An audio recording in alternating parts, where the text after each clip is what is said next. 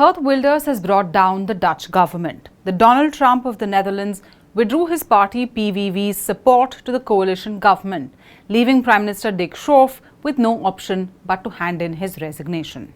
The task of society at the start of this cabinet was to address the challenges facing the Netherlands. Challenges concerning housing, social security, safety, migration, nitrogen emissions. In the coalition agreement, 4 parties made commitments that were reflected in the government program. In recent months, the government has worked hard on its implementation. But if one party lacks the will to continue, it becomes impossible to continue. Back to Geert Wilders.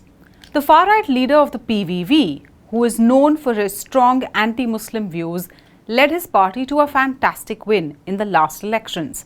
His party got the highest number of seats in the Dutch parliament, and Wilders was pushing for a tough stance on immigration.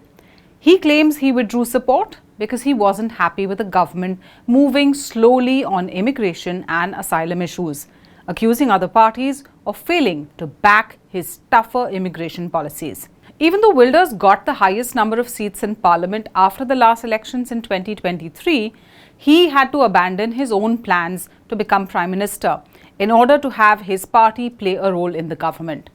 But Wilders has no plans to abandon his prime ministerial ambitions. On the contrary, I'm striving to become the Prime Minister of the Netherlands, to run in the election again and ensure that the PVV will be bigger than ever. This move has thrown Dutch politics into a new wave of uncertainty. Other parties in the coalition have called Wilders' move irresponsible. You can see how angry I am. There is a war going on. There may be an economic crisis coming our way. People are worried about it, about their bills. We had a right-wing majority that was able to make things better. Yes, and he, Wilders, drops it all, just for his own interests, for his own ego. I find it so irresponsible. Frustration with migration and high cost of living is giving a political boost to right-wing and far-right parties in Europe.